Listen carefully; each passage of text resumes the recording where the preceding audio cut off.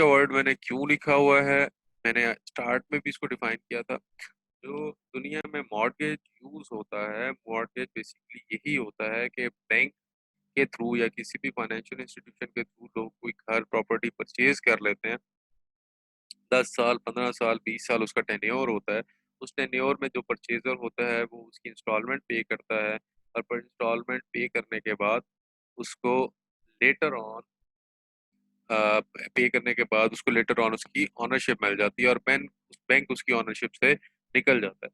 Similar is the case with मुशारका। मुशारका में बेसिकली बैंक एक पार्टनरशिप करता है, और पार्टनरशिप के तहत वो बैंक आपको एक चीज दे देता है, आप उसकी इंस्टॉलमेंट पे करते रहते हैं, और पे करने के बाद लेटर ऑन आप उसको क्या कहते हैं, इसकी जो ऑनरशिप है वो बैंक से ट्रांसफर होके जो भी आपका पार्टनर है उसके पास आ जाती है। तो एक साइड पे ऑनरशिप इंक्रीज करती है, दूसरी साइड पे ऑनरशिप आपकी डिक्रीज कर जाती है। तो इसलिए हम इसको डिमिनिशिंग मुशारका कहते हैं। अब आ जाते हैं इसकी डेफिनेशन के ऊपर। मुशारका in which Islamic bank agrees transfer gradually partner share in the मुशारका। मैंने आपको पहले कहा कि जैसे जैसे एक पार्टी दूसरी पार्टी यानी इस्लामिक बैंक को अगर वो देते रहते हैं इंस्टॉलमेंट, तो जो इस्लामिक बैंक है वो आपको ग्रेजुअली ट्रांसफर करता जाएगा ऑनरशिप, यानी एक जगह से ऑनरशिप ट्रांसफर होकर दूसरी जगह पे करेगी। जब एक जगह पे इंक्रीज करेगी दूसरी जगह पे डिक्रीज करेगी, तो इसको हम कहेंगे बेसिकली दिस इज डिमिनिशिंग मुशारका। ठीक है। जैसे जैसे आप इंस्टॉलमेंट पे करते रहेंगे वैसे वैसे आप क्या कहते हैं उसकी पार्टनरशिप इंक्रीज करते जाएंगे। कर रहा हूँ सर।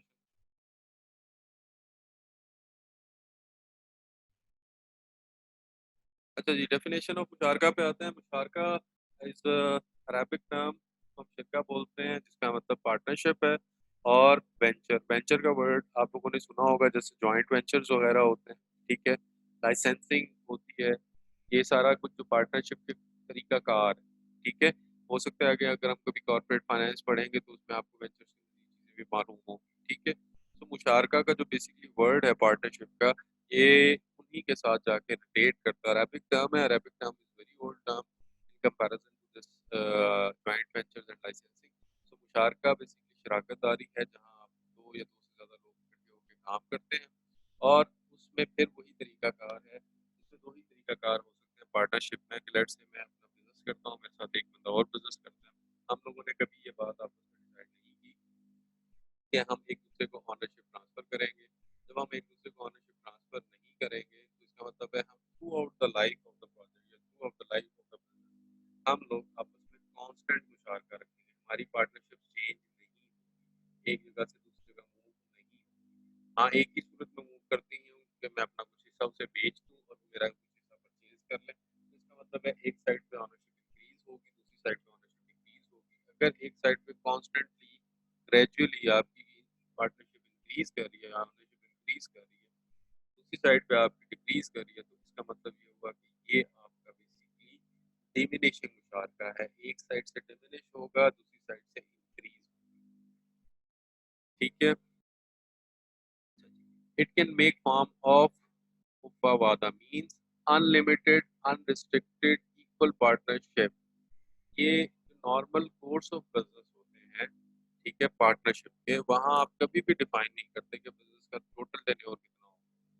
टोटल टेन्योर हम वहाँ क्यों डिफाइन नहीं करते, वो इसलिए डिफाइन नहीं करते क्योंकि अगर हम वहाँ टोटल टेन्योर डिफाइन करेंगे तो अकाउंटिंग का जो रूल है बिजनेस कंसर्न का यानी गोइंग कंसर्न का, वो खत्म हो जाता है। लेकिन जब हम इस पार्टनरशिप के अंदर बैंक को ले आते हैं, ठीक है जी, जब हम इस पार्टनरशिप के अंदर बैंक को ले आते हैं, तो बैंक का मतलब ही यही है कि बैंक बेसिकली फाइनेंस कर रहा है। और अगर बैंक फाइनेंस कर रहा है तो बैंक सारी जिंदगी आपकी प्रॉपर्टी लेके नहीं बैठेगा। ठीक है। वो आपकी प्रॉपर्टी को फाइनेंस करके बैठा रहे, ये उसके लिए फायदेमंद नहीं है, क्योंकि बैंक का काम ही फाइनेंसिंग है। वो लोगों को फाइनेंस देता है और अपने पैसे वापस ले लेता है पैसे पीरियड के बाद। तो बैंक जब हम देखेंगे कि बैंक फाइनेंस कर रहा है तो एक साइड पे बैंक होगा, दूसरी साइड पे पार्टी होगी। तो इसका मतलब ये हुआ कि बैंक हमेशा डिमिनिशिंग मुशारका के ऊपर काम करेगा, क्योंकि बैंक कभी भी ऑनरशिप लेके या प्रॉपर्टी लेके आपके साथ बैठा नहीं रहेगा सारी। लेकिन हम जब इसको जनरल टर्म में डिस्कस करेंगे मुशारका को कि जहाँ दो पार्टीज हैं, पार्टी ए है, पार्टी बी है। पार्टी ए और पार्टी बी में से दोनों में से कोई भी बैंक नहीं है, ठीक है, और वो बिजनेस करना चाहते हैं आपस में मिलकर, तो उनकी जो लाइफ ऑफ द पीरियड होगी वो आपकी अनलिमिटेड, ठीक है। A more limited investment partnership is known as INAN, Shirka Al Inan, Limited Investment Partnership. Limited Investment Partnership वो होती है जहां आप अपनी सीलिंग लगा दें, यानी आप उसके ऊपर एक लिमिट लगा दें कि इस लिमिट से ज्यादा पार्टनरशिप के अंदर इन्वेस्टमेंट नहीं कर सकते। यानी आप ए और बी, अब हम यहाँ जब डिफाइन कर रहे हैं लिमिटेड इन्वेस्टमेंट का मतलब, तो इसका मतलब है कि जब ए और बी दो पार्टी, अभी हम इस एग्जांपल में देखें तो हमने दोनों में से किसी में भी बैंक की बात की, यानी ए पार्टी और बी पार्टी जब अपनी टॉप इन्वेस्टमेंट बता दें तो इन्वेस्टमेंट से ज्यादा जब आप करेंगे तो दैट विल बी कॉल्ड शिरका अल इनान या लिमिटेड इन्वेस्टमेंट पार्टनरशिप। अब इस एग्जांपल के अंदर हम कहते हैं कि एक बैंक है और एक पार्टनर है। जब एक बैंक है और दूसरा पार्टनर है, इस सूरत हाल में अगर आप उसके अंदर इन्वेस्टमेंट करते हैं तो बैंक हमेशा, जनरल सी बात है, बैंक हमेशा जब भी फाइनेंसिंग करता है बंदे का डेट बर्डन देख के करता है कि मैं इसको किस हद तक पैसे इन्वेस्ट कर सकता हूँ।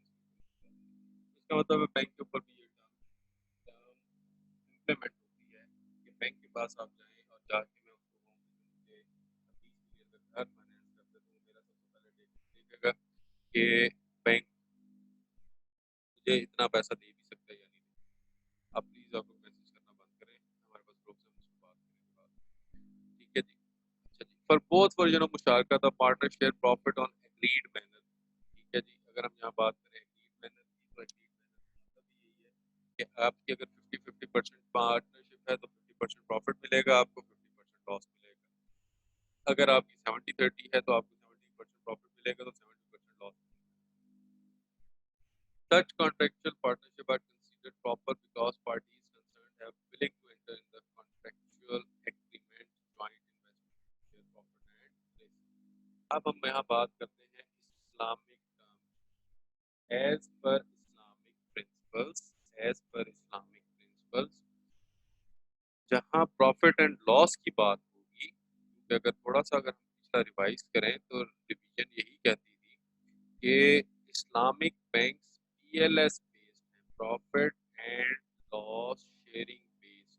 तो मुशारका एप्लीकेबल है, मुशारका एप्लीकेबल है क्या कहते हैं इस्लामिक पर्सपेक्टिव में, कि आप क्योंकि प्रॉफिट भी शेयर करते हैं और लॉस भी शेयर करते हैं, दो या दो से ज़्यादा पार्टनर्स आपस में प्रॉफिट का भी काम करते हैं और लॉस का भी काम, तो दोनों सूरत हाल को अगर हम देखें तो प्रॉफिट एंड लॉस इसमें मौजूद है। ए और बी क्योंकि पार्टनर्स हैं तो डूइंग ऑफ बिजनेस यानी रिस्क जो है वो भी आप शेयर करेंगे, तो इसका मतलब ये है कि प्रॉफिट एंड लॉस भी है और रिस्क का फैक्टर भी इसके अंदर मौजूद है। जब ये सारी चीज़ें इसके अंदर मौजूद हैं तो ये एक बिजनेस है जो कि इस्लामिकली परमिसिबल है, ठीक हो गया। अच्छा, यहाँ यही डेफिनेशन लिखी हुई है कि अगर आपका प्रॉफिट लिए होगा तो profit as per proportion of investment होगा, ठीक है।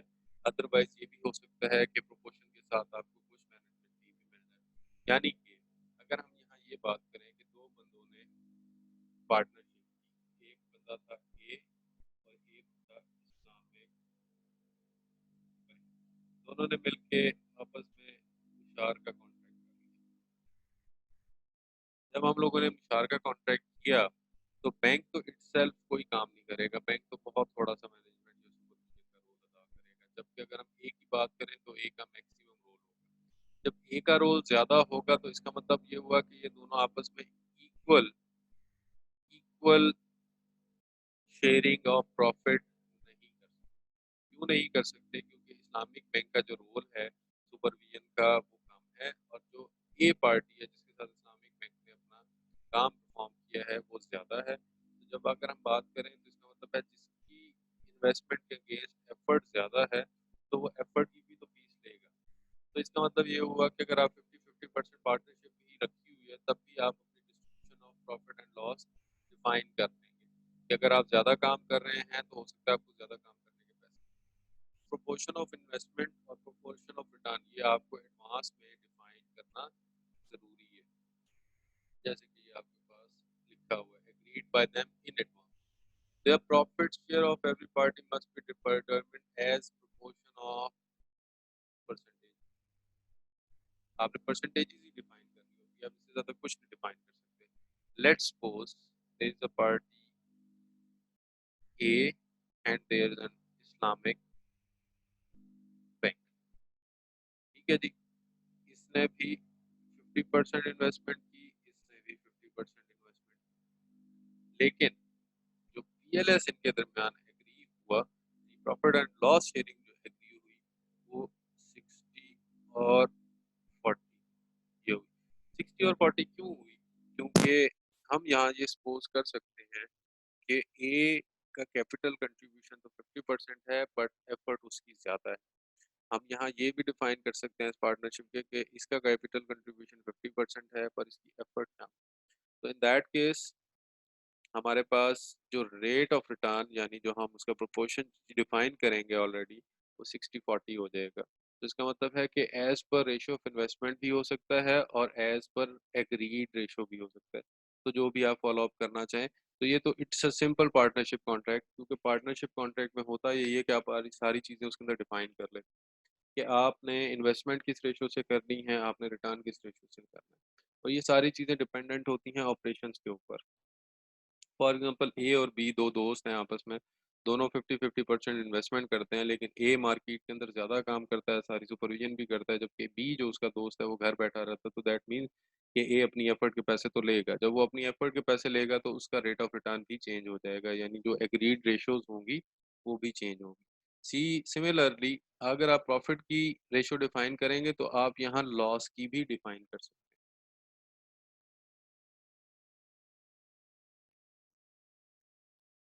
ठीक है। लॉस्ट लॉसेस इन्होंने यहाँ लिखे हुए हैं, losses must however be shared according to the capital contribution, कि आपने जितना पैसा इन्वॉल्व किया उसके अगेंस्ट आपको लॉस मिलेगा। और यहाँ मीटिंग जो है उसने मुझे वो दे दिया है। बहरहाल मेरे पास 10 मिनट है, यहाँ तक की डेफिनेशन सिर्फ देख लिया आज हमने। मैं भी सेशन आप